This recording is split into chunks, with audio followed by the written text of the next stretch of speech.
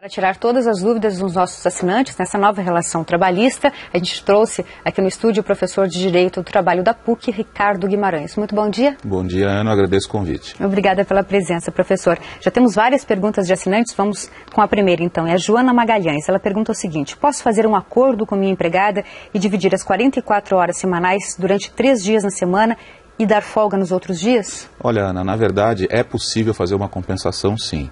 Só que tem que ser observado o detalhe. A CLT só autoriza 2 horas a mais por dia acima da 8ª. Né? Então, se ela dividir em 2 ou 3 dias, talvez ela tenha um número de horas maior que 2 além da 8ª. Isso é o que ela não pode fazer. Em demais situações é permitido, ou seja, muitas vezes não se trabalha no sábado e se tem uma carga horária um pouco maior durante a semana.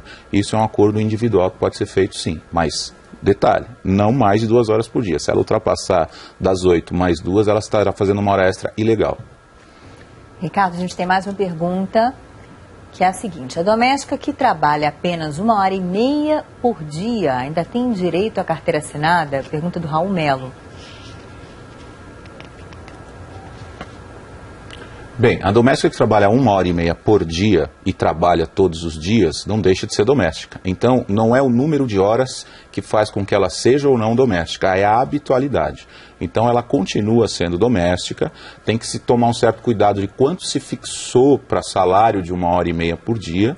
Né? O empregador pode fixar, sim, uma jornada inferior às 8. Agora, com a emenda sendo promulgada, tem que tomar um determinado cuidado, porque ela não vai poder pagar o mesmo salário que paga para 1h30 por dia, né? Posteriormente para 8 horas. Ela vai ter que fazer uma proporcionalidade disso. Esse é o cuidado que deve ser tomado. O que determina o vínculo empregatício, professor? O vínculo empregatício da doméstica especificamente, na verdade é um vínculo que tem sido decidido em comparação com a diarista. A doméstica é aquela que presta serviço de forma habitual à pessoa, à família, né? E essa atividade que ela desenvolve não tem um fim econômico.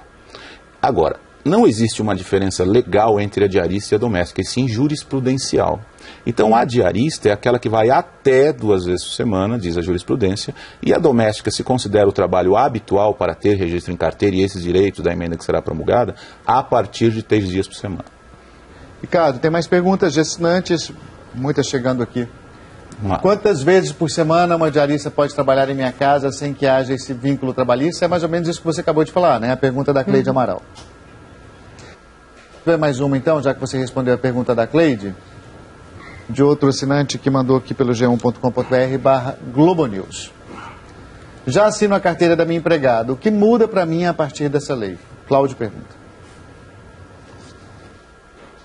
Olha, Cláudio, o que muda a partir dessa lei é a questão que, na verdade, essa emenda entrando em vigência e vai ser promulgada, parece que quarta-feira da semana próxima, você passará a ter que, não obstante já existe esse contrato, você passará a ter que pagar alguns haveres a mais para o seu empregado doméstico.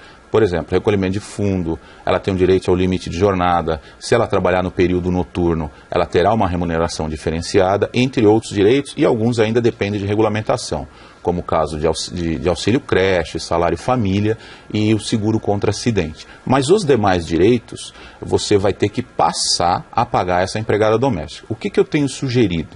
Tenho sugerido que se faça um contrato, dizendo que já existe essa relação, mas dizendo a forma que aquela relação passará a existir. Por que eu digo isso? Eu digo isso porque a relação do empregador doméstico com o seu empregado é extremamente informal. Extremamente informal. E quando essas domésticas procuram, por exemplo, a Justiça do Trabalho, nós temos uma dificuldade muito grande no julgamento desses processos. Por quê? Porque não há provas, não há um contrato, não há um contra-cheque do que recebeu, o que foi pago a título de horas extras, o que não foi pago. Nós não temos documentação e muito menos testemunhas, porque a doméstica trabalha geralmente de forma isolada em casa e o empregador sequer está lá. Né? Então eu sugeriria a elaboração de um contrato para que se passe a pagar esses haveres de forma clara, com contra-recibo e etc. Muito bem, mais pergunta, o Tomás pergunta o seguinte: o patrão pode deduzir no imposto de renda os gastos com essa nova lei?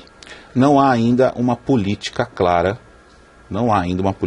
sobre isso. Né? Até acho que o Estado, através de uma ação afirmativa, deve criar uma política, porque a Constituição fala que há uma solidariedade social. A responsabilidade não é só do empregador.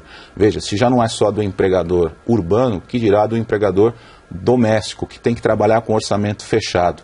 O empregador urbano, ele consegue colocar no custo os valores que paga aos seus empregados, o que não acontece com o empregador doméstico. Então, por isso eu acho e vejo com bons olhos e acho necessário que o governo e o Estado participe através de uma ação afirmativa, criando esse tipo de regramento. Ricardo, a edição das 10 foi também às ruas, ouvir as dúvidas das pessoas e olha, a nova lei que garante os direitos dos empregados domésticos ainda gera muita dúvida, sim. Então a gente foi conversar com algumas pessoas e saber e ouvir o que elas acharam dessas mudanças e ver quais são as perguntas mais frequentes. Eu acho justo, né? Porque eu já tenho os direitos, meu patrão já me paga, eu estou de carteira assinada, tudo direitinho, né? Tem minhas férias, né? Mas aí se tiver melhor, melhor ainda, né? Eu achei ótimo, porque tem pessoas que trabalham anos e anos numa casa, quando sai não tem direito a nada.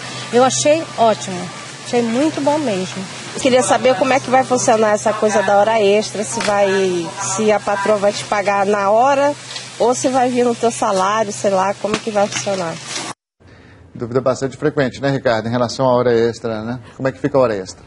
Olha, a questão das horas extras, evidentemente que a gente não vai exigir que se coloque um relógio de ponto dentro de casa, né? Até seria uma coisa, um contrassenso. E a própria CLT não exige isso, exige disso de empresas que têm apenas mais de 10 empregados, né? Mas eu acho que seria importante dizer que a doméstica e a sua empregadora deveriam fazer um caderninho ou colocar nesse contrato e deixar registrado o número de horas. E uma coisa muito importante, quando se paga, exemplo, salário de 1.000 e vai se pagar hora extra, é importante que se destaque nesse recibo de pagamento qual é o valor que está sendo pago a título de horas extras e o número de horas. Para que amanhã não se diga que aquela composição é um salário apenas. É um salário mais hora extra que acaba sendo a remuneração completa. Atendendo à pergunta dela, eu diria que no final, no início do mês, né, quando vencer o salário, a data do pagamento do salário, até o 5º dia útil, ela receberá não só o salário fixo, mas essas remunerações variáveis como a hora extra. A gente vai ver, Ricardo, mais alguns comentários, mais algumas perguntas das pessoas pelas ruas sobre essa nova lei dos empregados domésticos. A gente temos que prestar atenção se realmente está sendo pago, todos esses direitos estão sendo dados, porque tem muitas patroas que assinam a carteira, mas a gente não sabe se realmente está sendo feito essa negociação. Só vamos saber que não tem valor nenhum quando elas mandam a gente embora. Eu queria saber, a funcionária que dorme no emprego, se ela tem direito a adicional noturno. Todas que dormem no emprego, mesmo sendo 3 dias, se ela tem direito a adicional noturno. É uma grande questão, essa questão, né, dormir no emprego, mas uma coisa é dormir descansando, outra coisa é dormir a postos, né, podendo ser requisitada a qualquer hora. Exatamente, por isso que eu chamo a atenção para esse contrato. Eu acho que em São Paulo, por exemplo, nós temos por costume, algumas domésticas acabam dormindo em casa por uma questão de comodidade, porque até chegar em casa são 2 horas de trânsito, mais 2 horas para voltar, então elas dormem por comodidade. Se isso acontece, evidentemente que se isso estiver no contrato, pode ajudar muito uma futura discussão entre a empregador doméstico e a sua empregada. Agora, se ela é uma babá que dorme e fica à disposição do seu filho durante o período da noite para atendê-lo em alguma necessidade, evidentemente que na forma até do artigo 4º da CLT, que me parece que será agora aplicado às empregadas domésticas, a teoria do tempo à disposição. Então ela estaria à disposição do seu empregador e por essa razão deveria sim ter uma remuneração superior. O que eu queria destacar é o que a primeira empregada falou ali, que eu achei interessante, de saber que não recebeu os direitos somente quando saiu. O que ela está dizendo é o seguinte: se entrega muitas vezes um carnê ao empregador para recolhimento de INSS e não se cobra esse recolhimento mês a mês. Só quando a pessoa sai da residência é que ela vai ver que o carnê está vazio, não foi recolhido. Isso é muito relevante que seja cobrado pela empregada doméstica mês a mês, para que ela possa ter esse tempo de contribuição para uma futura aposentadoria. Agora a pergunta da Natália Santos: empregada doméstica tem direito a PIS/PASEP? PIS/PASEP, sim, sem dúvida nenhuma, sem dúvida nenhuma. Está incluída, está inserida nesse regime. Mais uma pergunta de assinante, então, aqui também, Ricardo, chegando para a gente pelo site. Então, vou mostrar aqui no telão. Se eu disser para a minha empregada que não posso mais pagá-la com um aumento de GF/GTS, ela insistir em ficar sem esse pagamento, o que devo fazer? Mariana faz a pergunta. Olha,